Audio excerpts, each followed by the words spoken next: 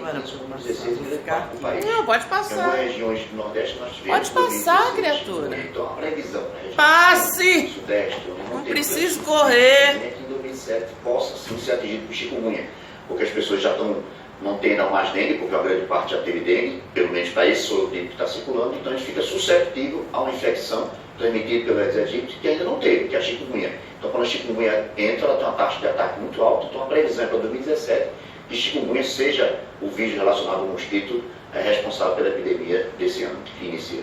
Doutor Caio, e essa é uma doença que tem surpreendido os médicos, né? Até que ponto a chikungunya ela trouxe consequências mais graves do que antes vocês imaginavam? Então, a chikungunya, agora, como disse o Dr. Carlos, é a bola da vez, porque já foi um surto de zika, já foi surto de dengue, agora aqui, para nós em São Paulo, a população está mais vulnerável imunologicamente à chikungunya.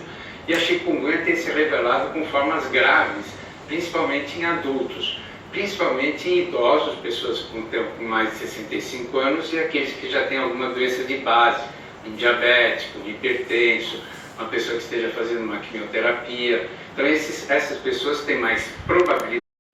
E eu não consigo ter saúde para trabalhar. Em casa, as tarefas simples do dia a dia se tornaram um sacrifício.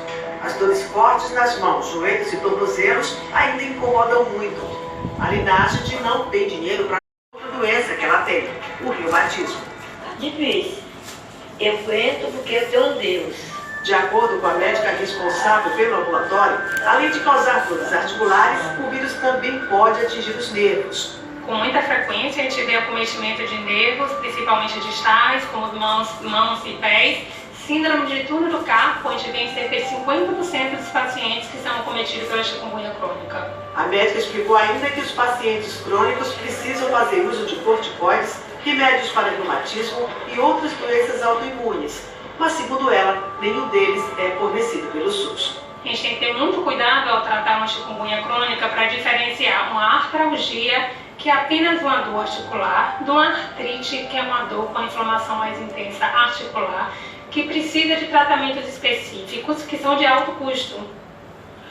Olha só, em nota, o Ministério da Saúde informou que os corticoides e os medicamentos para doenças autoimunes e também para os reumatismos ainda não estão no protocolo de tratamento da chikungunya. Mas esse protocolo está sendo revisado e em breve será divulgado um novo protocolo.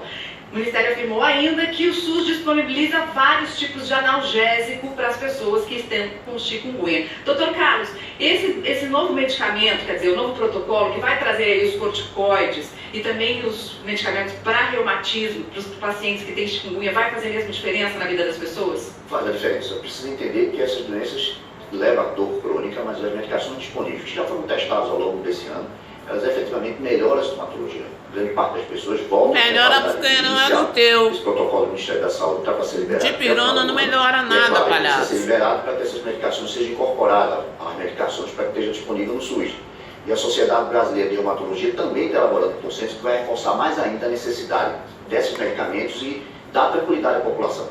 Sendo bem tratada, com a orientação do médico, você vai melhorar dessa sua sintomatologia. Existem várias opções de medicamento e o médico capacitado, treinado, vai introduzindo até que a sintomatologia regrida e a pessoa volte a fazer as suas atividades habituais. Vamos entender um pouquinho, doutor Caio, como é que são as fases da chikungunya, né? Porque cada uma dessas viroses, dessas arboviroses, como são chamadas, tem um quadro específico, né?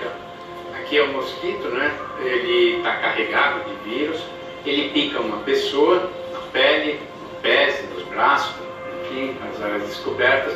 Depois vem um período de incubação, que o vírus vai se disseminando através dos vasos sanguíneos, é chamada viremia. Nesse período de incubação, que leva mais ou menos de 2 a 6 dias, não acontece nada com a pessoa, só o vírus circulando.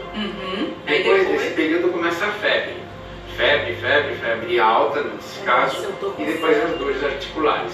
Tanto uma dor de, por exemplo, pode ser geralmente no punho, nas mãos, nos tornozelos, e pode ser desde uma dor relativamente fraca até uma dor muito intensa e durar bastante tempo.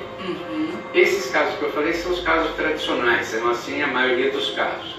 E tem casos, como a gente já falou aqui também, que são casos mais graves, depois dessa fase aguda. Então, no final da fase aguda, começa a ter casos mais raros, com muita dor de cabeça, com muita fraqueza, muita falta de ar, muito, fazer um xixi já com uma insuficiência renal. Faz menos xixi, então. Menos xixi, pode dar problemas cardiológicos, pode dar palpitações e eventualmente algum grau de sangramento. Isso é uma chamada na fase posterior à fase aguda. Qual é o momento de procurar o médico? Aqui. Logo que a pessoa fica com febre, ela já tem que procurar o médico. Nos primeiros dias ela procura o médico. Então esses sinais que a gente está mostrando aqui são sinais de alerta que a história piorou. Aqui já é um caso aqui já é um caso de 10 dias, 15 dias para frente. Mas antes a pessoa já deveria ter procurado um médico. Não que o médico vá fazer com que evite esses casos, mas vai ficar monitorando essa pessoa. É importantíssima a observação dela para, se ela evoluir para formas graves, ter uma assistência médica. Olha, vamos falar um pouquinho agora sobre Zika. Médicos da Universidade Federal. O pequeno movimento hoje é uma vitória enorme. Aumenta. Motivo de comemoração sempre. Abre os olhos, abre a boca, bota a língua para fora, manda beijo, sorri. Não, isso fazia uma vitória muito grande. Com a ajuda de Deus. Em dezembro do ano passado, Jonas teve leves sintomas de Zika. Uma semana depois, quando já se sentia bem, foi perdendo os movimentos. Ele teve uma inflamação grave no cérebro e na medula, que comprometeu os movimentos.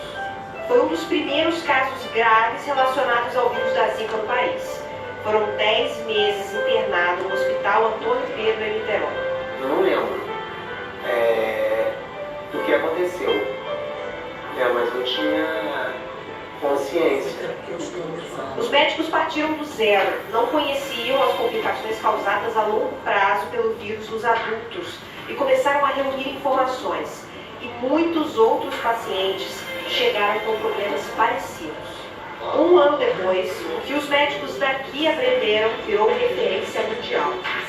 50 pessoas que tiveram Zika estão sendo acompanhadas há um ano pela equipe de neurologistas aqui no Hospital Antônio Pedro.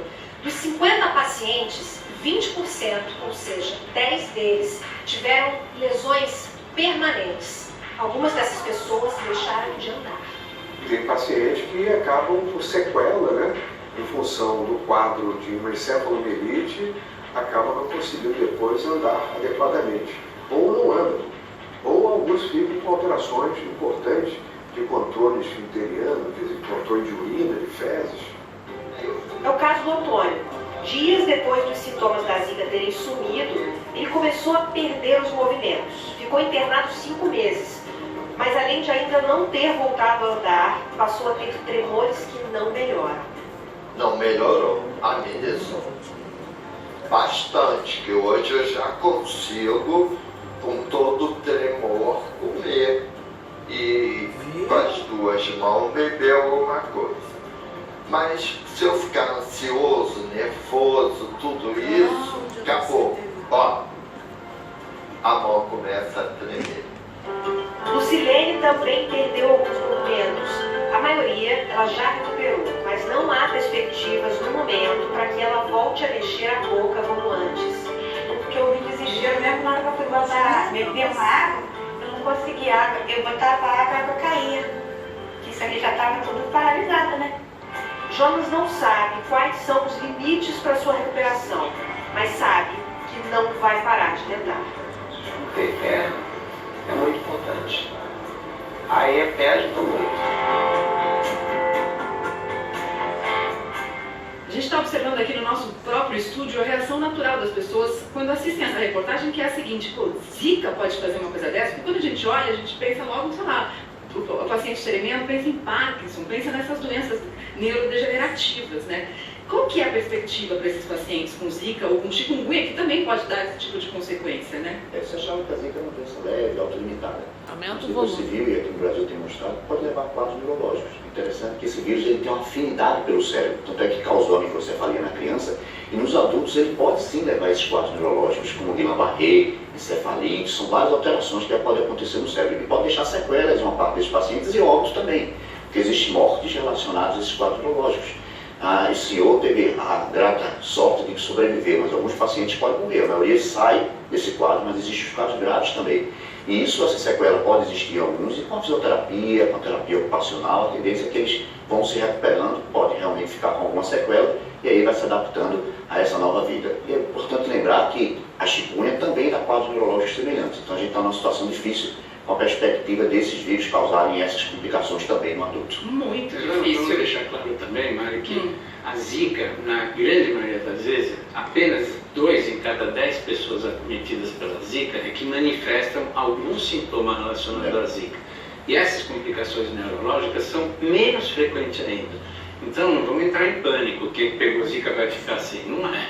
É uma parcela ínfima, muito baixa. Sabe de nada, inocente. Muito baixo de pessoas com Sabe de nada. que desenvolvem quadros mais graves eventualmente. É isso que o Dr. Caio disse, eu acho que é importante, porque a gente é o sinal de alarme que a gente comentou. Então, a pessoa que tiver a Zika, ela vai evoluir, na maioria das vezes bem, mas começa a ter déficit de força, começa a ficar dificuldade de urinar, ficar sonolento, irritabilidade, que é um percentual muito pequeno. Fica atento a esse sinal de alarme, surgindo, correr para o atendimento de urgência.